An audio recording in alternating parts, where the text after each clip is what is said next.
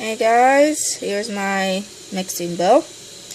We're gonna add in the bread flour,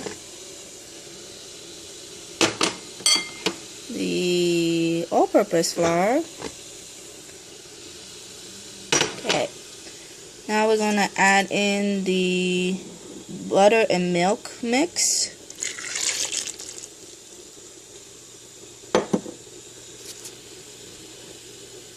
The yeast. See how it started to bubble? That means you have a good yeast.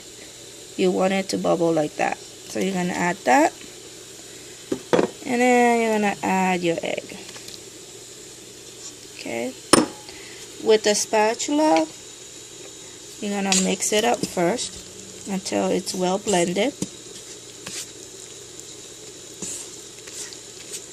It's going to be very sticky.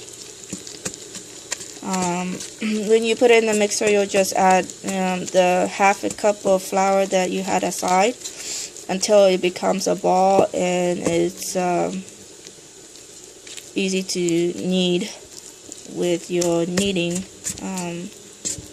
attachment. So now I'm going to attach it to my machine.